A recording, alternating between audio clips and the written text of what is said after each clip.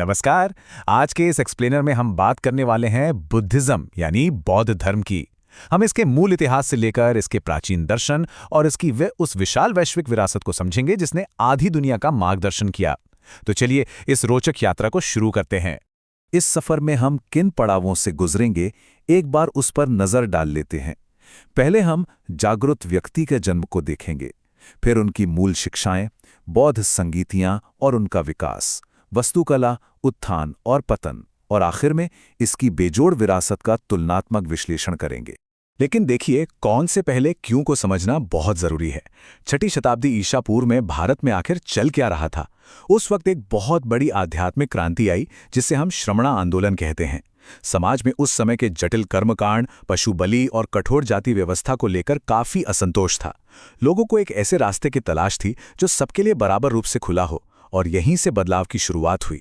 चलिए शुरू करते हैं हमारे पहले हिस्से से। जागृत व्यक्ति का जन्म, एक ऐसे राजकुमार की कहानी जिसने आलीशान जीवन को पूरी तरह पीछे छोड़ दिया। सिद्धार्थ गौतमा की कहानी किसी प्रेरक कथा से कम नहीं है। 563 ईसा पूर्व में लुम्बिनी में उनका जन्म हुआ। कपिलावस्तु में एक बेहद आलीशान जिंदगी जीने के बाद 29 साल की उम्र में उन्होंने 4 ऐसे दृश्य देखे जिन्होंने उन्हें अंदर तक झंझोड़ दिया। एक बूढ़ा आदमी, एक बीमार आदमी, एक शव और एक शांत सन्यासी। इन दृश्यों ने उनके अंदर सच की तलाश को जन्म दिया, जिसे हम महात्याग कहते हैं। इसके बाद उन्होंने कड़ी तपस्या के बाद ज्ञान प्राप्त किया, अपना पहला उपदेश दिया और आखिरकार 483 ईसा पूर्व में कुशीनगर में महापरिनिर्वाणा प्राप्त किया। अब दिलचस्प बात यह है कि शुरुआती फॉलोअर्स ने इन महान घटनाओं को याद रखने के लिए विजुअल सिंबल्स यानी प्रतीकों का सहारा लिया। जैसे उनके जन्म को कमल और सांड से दर्शाया जाता है, ज्ञान प्राप्ति को बोधि वृक्ष से, पहले उपदेश को धर्मचक्र से, जिसे धर्मचक्र प्रवर्तना भी कहते हैं, और आखिर में निर्वाणा को स्तूपा के प्रतीक से जोड़ा गया। ये प्रतीक आज भी बौद्ध वास्तुकला और कला के मूल आधार हैं। अब आते हैं दूसरे भाग पर, उनकी मूल शिक्षाएं और दर्शन, यानी मानवीय स्थिति और दुखों का निदान कैसे किया गया। क्या आपने कभी गौर किया है कि 4 आर्य सत्य बिल्कुल एक डॉक्टर के मेडिकल डायग्नोसिस की तरह काम करते हैं। पूरा क्रम देखिए। सबसे पहले बीमारी की पहचान होती है, दुख यानी जीवन में दुख है। फिर बीमारी का कारण समुदाय, दुख का कारण हमारी इच्छाएं और हमारा अटैचमेंट है।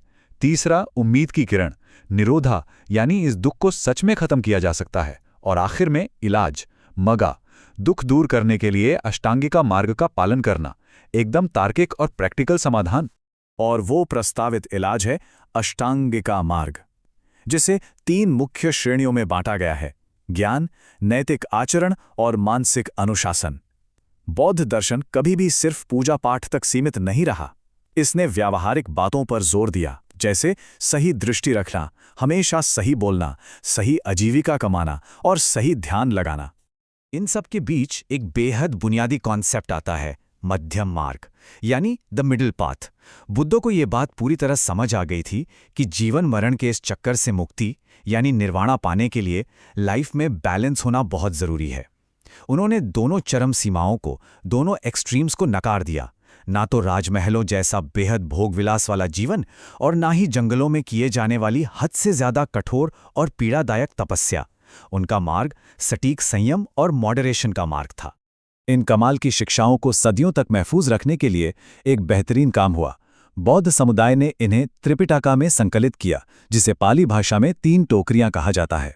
सन्यासियों के नियम विनया पिटका में रखे गए, बुद्ध के उपदेश सुत्ता पिटका में आते हैं और गहरा दार्शनिक विश्लेषण अभिधाम्बा पिटका में शामिल किया गया। और सबसे बड़ी बात, इसके लिए आम लोगों की भाषा यानी पाली का उपयोग किया गया, जिससे ये संदेश आग जैसी तरह दूर दूर तक फैल गया।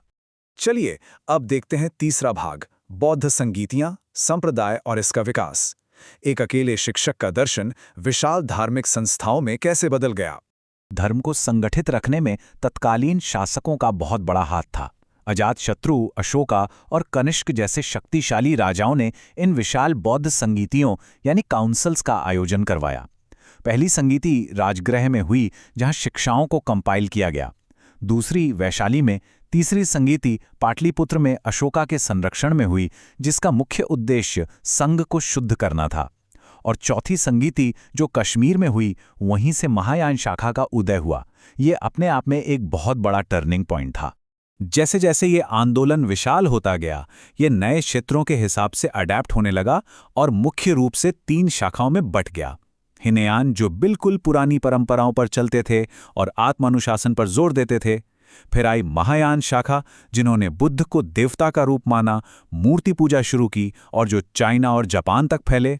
और वज्रयान, जिसमें तांत्रिक प्रथाएं शामिल थीं और जो तिब्बत वाले हिस्से में फली फूली। हमारे चौथे भाग में हम बात करेंगे वास्तुकला, कला और संरक्षण की। किस तरह श्रद्धा और भक्ति ने पत्थरों और स्मारकों के रूप में प्राचीन भारत का नक्शा ही बदल दिया। सम्राट अशोका का इस धर्म से जुड़ना एक ऐतिहासिक मोड़ साबित हुआ। कलिंगा युद्ध के भीषण रक्तपात के बाद उनका हृदय परिवर्तन हुआ और उन्होंने बौद्ध धर्म अपना लिया। उन्होंने अपने धम्मा का जोर शोर से प्रचार किया, देश भर में विशाल स्तूप बनवाए और सबसे बड़ा कदम, उन्होंने श्रीलंका, सेंट्रल एशिया और साउथ ईस्ट एशिया में अपने प्रचारक भेजकर इस क्षेत्रीय दर्शन को एक विशाल अंतर्राष्ट्रीय धर्म बना दिया।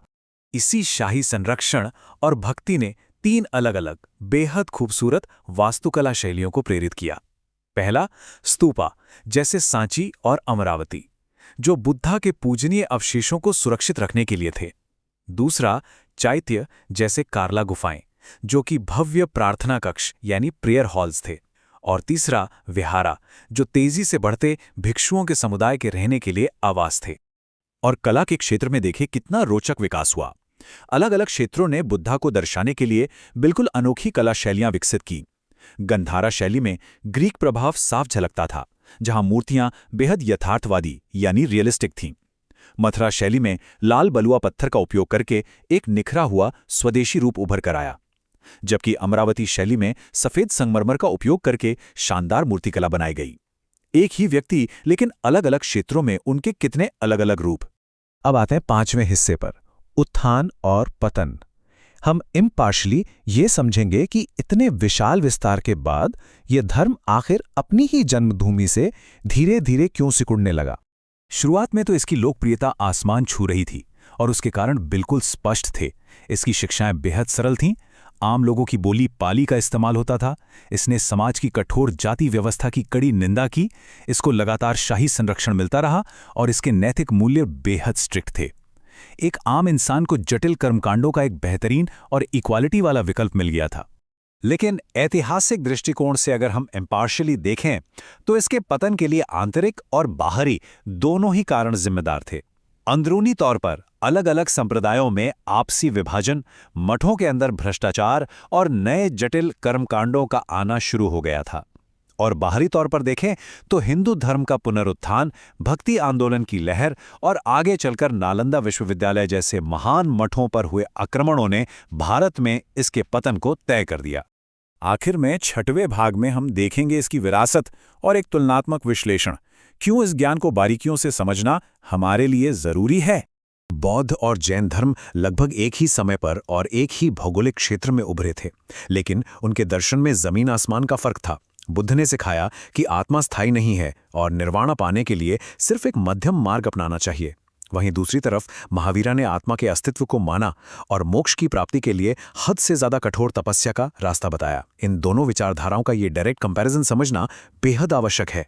जो लोग कम्पिटिटिव एग्जाम्स, खासकर यूपीएससी जैसी परीक्षाओं की तैयारी कर रहे हैं, उनके लिए इन तथ्यों को इस तरह लॉजिकली स्ट्रक्चर करना सच में गेम चेंजर हो सकता है। चाहे वो प्रारंभिक परीक्षा के लिए काउंसिल्स, त्रिपिटका या आर्किटेक्चर के हार्ड फैक्ट्स हों, या मुख्य परीक्षा के लिए सामाजिक सुधार और डिक्लाइन के कारण, ये तरीका दोनों फॉर्मेट्स पर आपकी मजबूत पकड़ बनाता है। इस एक्सप्लेनर के आखिर में इस कमाल के ऐतिहासिक विरोधाभास पर जरूर विचार कीजिए। आखिर कैसे एक दर्शन जो भारत में पैदा हुआ और यही धुंधला पड़ गया, उसने आगे चलकर पूरी दुनिया की कला, संस्कृति और नैतिकता की नींव को इतने गहरे रूप से आकार दिया। सोचिए कि कैसे बौद्ध धर्म की अहिंसा और करुणा की वो प्राचीन शिक्षाएं आज इतनी सदियों बाद भी दुनिया भर में